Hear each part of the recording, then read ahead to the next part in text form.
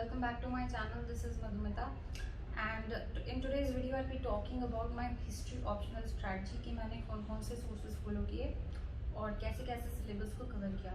तो देखिए history के आपके दो papers होते हैं, paper 1 which has ancient and medieval history and paper 2 which has modern India, world history and then the post independence। तो मैं अपना जो history का strategy है उसको दो पार्ट्स में डिवाइड करूंगी और फर्दर उन दो पार्ट्स में भी, जैसे पेपर 1 है पेपर 2 है, पेपर 1 को भी हम दो पार्ट्स में डिवाइड करेंगे, एंशिएंट और मिडिवल के पार्ट्स में। तो जो ये वीडियो होगा that would be about ancient India, next medieval India और सिमिलरली फिर आपकी और वीडियोज आएंगी। तो चलिए बात करते हैं एंशिएंट इंडिया के बारे में। सबसे जो हमारी फर्स्ट यूनिट है, सबसे पहले इसमें आर्कियोलॉजिकल सोर्सेज एक्सप्लोरेशन एग्जीक्यूशन, वो मैंने कहाँ से कवर किए थे, बालियान सर के हैंड रिटन नोट्स में। आपको जो फर्स्ट टॉपिक है वो यही है, तो आप इसमें से वो कवर कर सकते हैं। After that you have epigraphy and numismatics, वो मुझे कहाँ से मिला था, that I found in this book. This is a book by Upinder Singh, काफ़ी मोटी बुक है बट इससे आपको डरना नहीं है क्योंकि जो मटेरियल है वो तो सिलेक्टेड ही पढ़ना है, पूरी बुक में याद नहीं करनी है, रीडिंग लगानी पड़ेगी ये फाइंड आउट करने के लिए कि एग्जाम में क्या लिखना है। This is a very interesting book, very useful for ancient history, तो मैंने भी ये यूज़ की थी। उसके बाद आपका आता है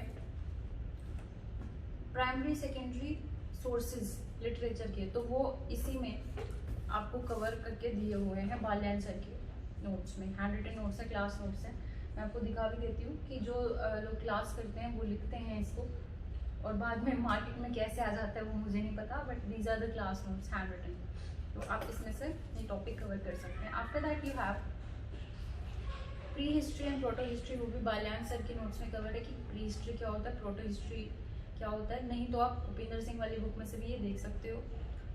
and after that we have beginning of agriculture, neolithic, chalcolithic. देखिए मैं आपको बताना चाहूँगी कि मैंने ये वाले जो टॉपिक्स हैं न्योलिथिक, चैल्कोलिथिक और अपने जो मेसोलिथिक ऐसे करके है अपनी जो क्या कहते हैं आप एक स्टोन एज वाला जो अपना चैप्टर्स थे, वो मैंने आंसर राइटिंग की पर्सपेक्टिव से प्रिपेयर नहीं किए, वो मैंने सिर्फ मैथ सेक्शन के हिसाब से प्रिपेयर किए थे। तो when talking about these let us first focus on the math section की, मैथ को कैसे प्रिपेयर करना है। पहले मैंने फर्स्ट अटेम्प्ट में अपने मटेरियल प्रिपेयर किया था selfstudyhistory.com से, कुछ इस फॉर्मेट में वो दिखता था। मैंने सेल्फ स्टडी हिस्ट्री से निकाले थे ये सारे और इनका प्रिंट आउट ले लिया था, उसमें एक्सप्लेनेशन भी दी हुई थी बट वो ज़्यादा कॉम्प्रिहेंसिव नहीं था, उसमें सारी साइट्स कवर्ड नहीं थी। तो अब की बार मैंने क्या किया, I search for a book and fortunately I also found it. तो ये सारे तो पहले मेरे फोटोस्टैट मतलब प्रिंट आउट मैंने निकाले थे सेल्फ स्टडी हिस्ट्री से। अब की बार मैंने ये बुक यूज़ की थी मैथ एंट्रीज के लिए, हिस्ट्री ऑप्शन की। इसमें आपका सारा कवर्ड है, this is by GKP publication और इसमें आपकी सारी साइट्स कवर्ड हैं। मैं आपको बता भी देती हूँ इंडेक्स से पढ़ के। पैलियोलिथिक साइट्स इसमें है, मेसोलिथिक, न्योलिथिक, इंडस वैली है, उसके बाद चैल्कोलिथिक है, मेगालिथिक है, Buddhist, Jain, ancient capital, rock edicts, rock cut caves, ancient forts और प्रीवियस ईयर्स के जो भी आपके मैप के क्वेश्चन आए हैं वो भी इसमें है। तो आप इस बुक पे रिलाई कर सकते हो, this is a very good book for the math section. And एक चीज़ और कहना चाहूँगी कि जो आपकी ये पैलियोलिथिक, मेसोलिथिक, न्योलिथिक ये सारी है ना साइट्स, इनमें फाइंडिंग्स डिफरेंट है कि कहीं पे कोई चीज़ मिली है, कहीं पे कोई चीज़ मिली है। तो आप क्या करो, एक पैलियोलिथिक का मीनिंग क्या है, न्योलिथिक का मीनिंग क्या है, उस स्टैंडर्ड डिस्क्रिप्शन को आप तैयार कर लो और 5-6 आइटम्स उसके लिख लो कि अगर क्वेश्चन पेपर में 3-4 पैलियोलिथिक साइट्स आ जाती हैं तो आप वो स्टैंडर्ड डेफिनेशन तो सेम ही रखोगे बट जो थोड़ी फाइंडिंग्स है उनको अलग अलग थोड़ा लिख दो डिफ्रेंसिएशन के लिए। क्योंकि आपका देखिए मैप सेक्शन में लोकेशन आपको अगर मिल गई तो जो उसकी एक्सप्लेनेशन है उसको लिखने में ज़्यादा टाइम नहीं हमने लेना है, ज़्यादा टाइम लग गया तो फिर जो मैप सेक्शन का एडवांटेज है वो आपका लूज हो जाएगा। मेरे साथ इस बार भी क्या हुआ था कि मुझे 40 मिनट्स लगे मैप सेक्शन को करने में, हालांकि हाफ आवर से भी कम ही उसमें लेना चाहिए था बट वो थोड़ी कन्फ्यूजन क्रिएट हुई थी। तो इस वजह इस चीज़ को आपको अवॉइड करना है। मैप सेक्शन को इस तरह से प्रिपेयर करना है कि साइट्स तो आप बिल्कुल जल्दी से आइडेंटिफाई कर लो और जो उसकी एक्सप्लेनेशन है उसमें भी आप मिनिमल टाइम लगाओ। वो कैसे, एक स्टैंडर्ड एक्सप्लेनेशन को प्रिपेयर करके। इस बुक में एक्सप्लेनेशन भी आपको अच्छे से दी हुई है। फॉर एग्जाम्पल यहाँ पे आपका मैप है, फिर उसको साइड्स नंबर जैसे पेपर में आते हैं कि 1 2 3 करके मार्क किया हुआ है, यहाँ पे उनके नेम्स है और सामने उसकी एक्सप्लेनेशन है। तो ये बुक आपकी मैथ्स के लिए। एंड उसके बाद आते हैं इंडस वैली सिविलाइजेशन पे। जो इंडस वैली सिविलाइजेशन वाला टॉपिक है वो मैंने 2 जगह से कवर किया था। एक तो आपकी ओल्ड एनसीईआरटी एंशिएंट की, वहाँ से कवर किया था। मैं आपको दिखा भी देती हूँ कि कैसे दिखते हैं वो नोट्स। जो मैं फर्स्ट ईयर मैंने दिल्ली में थी मेजर, तो मैंने ओल्ड एनसीईआरटी से कुछ नोट्स बनाए थे, कुछ इस तरह के दिखते थे वो। फर्स्ट ईयर में बनाए थे, तो बिल्कुल ही समरी बना दी थी मैंने सबकी। ये आपके पेजेस हैं, थोड़ा शायद कैमरे से आप देख नहीं पाएंगे, सॉरी स्लिप कर रहे हैं ये नोट्स। मतलब ये एंशिएंट के सारे नोट्स हैं, जितना भी आप देख रहे हो ना पेजेस, ये सारे एंशिएंट के नोट्स हैं। ये मैंने बनाए थे स्टेप से डिफ्रेंशिएट करके, because that was a very first year और मुझे पता नहीं था कि कैसे नोट्स बनते हैं, बट फिर भी काफ़ी यूजफुल रहे, क्योंकि जो आपकी ओल्ड एनसीईआरटी है वो काफ़ी डिटेल्ड एनसीईआरटी है। और वहाँ से अगर आप एज इट इज़ डेटा वहाँ पे जो भी मतलब फैक्ट्स इन्फॉर्मेशन दी हुई है, अगर आप वो भी अपने क्वेश्चन में डाल देते हो और कोई स्पेशल बुक नहीं भी पढ़ते हो, तो भी आपका काफ़ी इन्फॉर्मेटिव होता है और अच्छे मार्क्स आपके आ जाते हैं। उसके बाद we talk about the megalithic culture. ये वाला जो चैप्टर था ये मैंने selfstudyhistory.com, जिससे मैंने ये मैप निकाले थे, वहीं से मैंने इसका प्रिंट आउट निकाला था। ये टॉपिक वहाँ पे दिया हुआ है। उसके बाद आर्यन्स एंड वैदिक period, this topic I prepared from the old NCERT ancient की। एंड देन महाजनपदास भी ओल्ड एनसीईआरटी से मैंने किए थे। उसके बाद मौर्यन एम्पायर, मौर्यन एम्पायर वाला चैप्टर जो है अशोका का बेसिकली ज़्यादा इंपॉर्टेंट है उसमें, तो अशोका का मैंने ओल्ड एनसीईआरटी से भी किया था। इन एडिशन जो अपनी उपिंदर सिंह वाली बुक है, इसमें अशोका के ऊपर बहुत अच्छी एक्सप्लेनेशन दी हुई है और वो आप यूज़ कर सकते हो अपने नोट्स में। After that Buddhism and Jainism का एक आता है, तो वो भी मैंने ओल्ड एंशिएंट एनसीईआरटी में से कवर किया था और थोड़ा बहुत उपिंदर सिंह में से भी उसमें मटेरियल मैंने डाला था। फिर अपना ये जो है post Mauryan period Indo Greeks का जो है वो मैंने स्किप कर दिया, मैंने नहीं किया। After that society in Deccan south India, ये भी थोड़ा बहुत मैंने उपिंदर सिंह में से ही किया था, ज़्यादा मैंने इस टॉपिक को कवर नहीं किया। अब मैं बताऊंगी भी कि मैंने क्यों नहीं किया। उसके बाद गुप्ताज का मैंने जो टॉपिक है वो एंशिएंट हिस्ट्री अपनी जो ओल्ड एनसीईआरटी है वहाँ से कवर की, और थोड़ा बहुत selfstudyhistory.com से भी मैंने मटेरियल लिया था इसका। फिर उसके बाद regional states during Gupta era, I did not, मैंने नहीं किया ये वाला जो इसमें है topic. After that we have the major philosophical thinkers schools in science and mathematics. तो ये वाला जो टॉपिक है आपकी मिडीवल इंडिया की ओल्ड एनसीईआरटी है, वहाँ से ये टॉपिक आपको मिल जाएगा, मैंने वहीं से प्रिपेयर किया था। उसके बाद अर्ली मिडीवल इंडिया में 750 to 1200, इसमें मैंने सिर्फ चोलास की जो एडमिनिस्ट्रेशन है वो किया था, और हिंदू न्यूज़पेपर में एक क्लिपिंग थी चोलास लोकल सेल्फ गवर्नेंस के ऊपर, उसमें से मैंने नोट्स बनाए थे, तो ये टॉपिक वहाँ से था। After that we have the cultural traditions in India, Shankaracharya, Vedanta, Ramanuja, Madhava, Brahma, Mimamsa, ये जो सारे हैं फिलोसफर्स, इनकी क्या थ्योरी थी, क्या फिलोसफी थी, वो आपको उपिंदर सिंह वाली बुक में दी हुई है। आप इंडेक्स इसका बहुत डिटेल्ड है, आप इंडेक्स से मैच करके भी टॉपिक्स को फाइंड आउट कर सकते हो कि कहाँ पे क्या है। वैसे काफ़ी टफ हो जाएगा बिकॉज बुक बहुत बल्कि है, तो अगर आप इंडेक्स से मैच कर लोगे पहले ही तो आपको पता चल जाएगा कि डायरेक्टली कहाँ किस पेज नंबर पे आपको जाना है। उसके बाद कल्चरल, हाँ अच्छा इसी पे हम थे, इसी यूनिट पे थे लास्ट पे 14th यूनिट, भक्ति। जो भक्ति वाली है that I did from 2 sources. One तो आपकी जो मिडिवल इंडिया है Satish Chandra, this is the book, इस वाली बुक में भक्ति वाला आपको पूरा दिया हुआ है, भक्ति और सूफी मूवमेंट्स, यहाँ से किया था। एडिशनली मैंने बाल्यान सर के नोट्स में से भी किया था, बाल्यान सर की मिडिवल वाली जो नोट्स है उसमें से किया था। कैसे, ये आपका है इस तरह से था भक्ति मूवमेंट वाला चैप्टर, तो मैंने हाईलाइट किया था इम्पोर्टेंट जो था, और इसी को बार बार में रिवाइज किया था इस तरह से कुछ।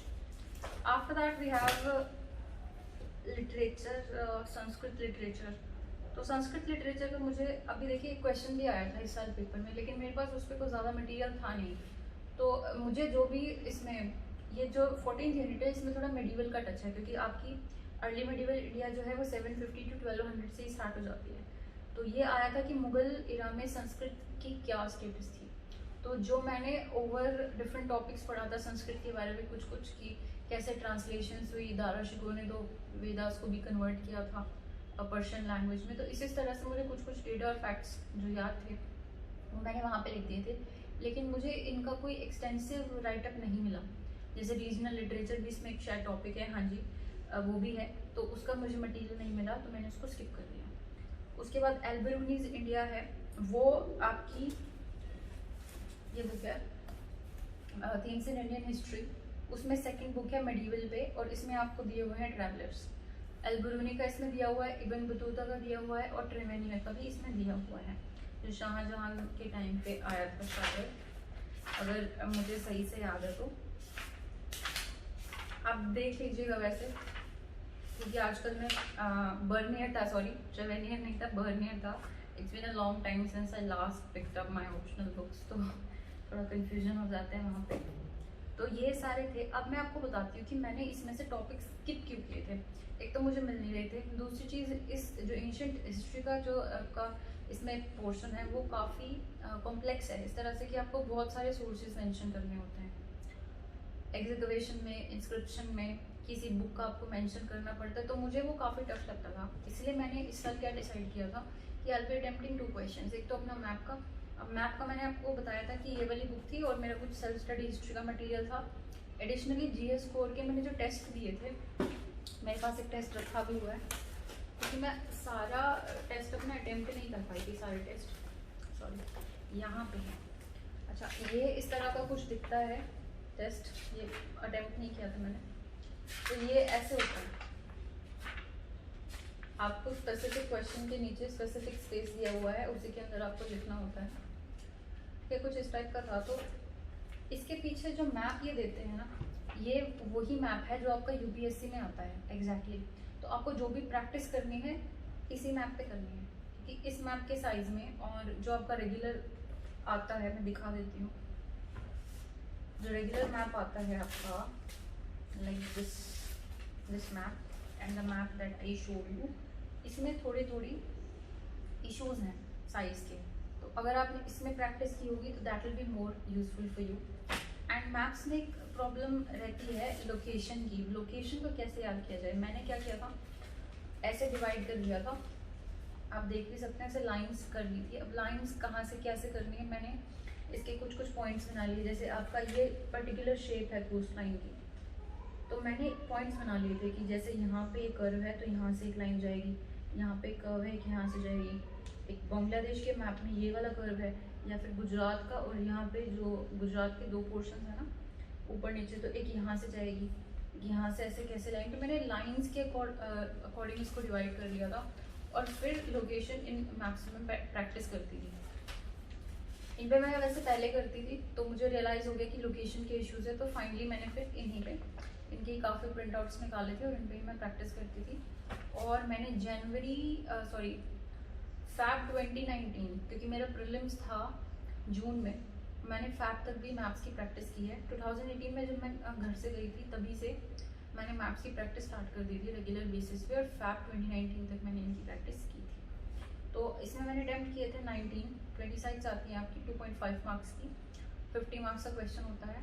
तो अगर आप उसमें 15 भी ठीक कर देते हो तो इट्स अ गुड स्कोर। वैसे अगर टेक्स्ट वाला क्वेश्चन आप करोगे तो उसमें आपके इतने मार्क्स नहीं आते जितने मैप वाले सेक्शन में आ जाते हैं। तो अब इसकी रेगुलर प्रैक्टिस करिए, ये प्रिंट आउट निकाल लीजिए, ये वाली बुक आप परचेज कर लीजिए और अपनी प्रैक्टिस करते रहिए।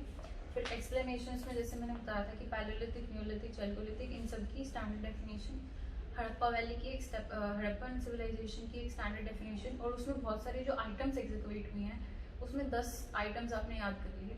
अगर हड़प्पा की 4 साइट आ गई तो 4 आपने वो आइटम्स रैंडम ऑर्डर में लिख दिए वहाँ पे, ताकि आपको ज़्यादा टाइम ना लगे।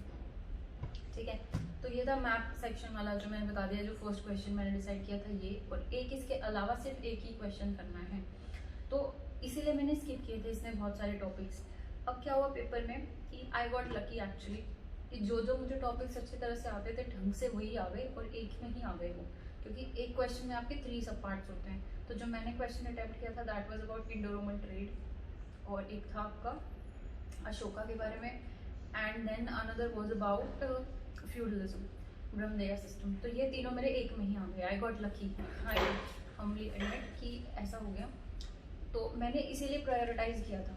मुझे एंशिएंट हिस्ट्री काफ़ी टफ लगती है, तो मैंने सोचा कि जो जो टॉपिक्स मुझे ठीक ठाक समझ आ रहे हैं मैं सिर्फ वही कर लेती हूँ। कवरेज मैंने आपके साथ पहले ही डिस्कस कर दी थी कि कहाँ से ये कवर हुआ।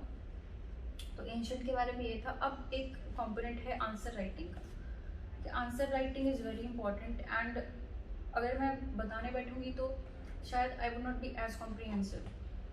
तो आप इसके लिए क्या करो कि टॉपर्स की बुकलेट्स आप देख सकते हो कहाँ से, जीएस स्कोर की आप वेबसाइट पे जाइए और वहाँ पे टॉपर्स बुकलेट का एक पर्टिकुलर सेक्शन है, और वहाँ पे आपको बहुत सारे जो टॉपर्स हैं जिनका हिस्ट्री ऑप्शनल था उनकी आपको बुकलेट्स मिल जाएंगी। उनको एनालाइज कीजिए। एक नाम मैं आपको बता देती हूँ, रैंक का मुझे इतना ध्यान नहीं है, 180s में उनका रैंक था। ईश्वर कुमार कांडू, 2017 में उनका रैंक आया था, और हिस्ट्री ऑप्शनल में उनके 300+ मार्क्स थे। तो एक बार आप उनकी बुकलेट्स को ज़रूर एनालाइज कर लीजिए, वो आपको बहुत हेल्पफुल रहेंगी। मैंने भी की थी, इसलिए मैं आपको सजेस्ट कर रही हूँ। So this was all about ancient India, and additionally test series आप ज़रूर ले लें, क्योंकि उससे आपको पता चल जाएगा कि आप एग्ज़ाम में कैसे हैंडल कर रहे हैं प्रेशर को, और अपनी रिकैपिचुलेशन पावर को कि कितना आपको याद आ रहा है, किस फॉर्मेट में आप लिख रहे हो, डायग्राम बना रहे हो तो पेपर तो नहीं छूट रहा। तो ये सारी चीज़ें आप जब खुद टेस्ट सीरीज लोगे तो वहाँ से आपकी कवर हो जाएंगी। This was I think I have covered almost everything that I knew ancient India के बारे में। अब जो नेक्स्ट वीडियो होगी वो हमारी होगी मिडीवल इंडिया के बारे में। तो इसको यहीं ख़त्म करते हैं। Thank you for watching the video, and if you like this then share it with your friends and subscribe to the channel. Thank you.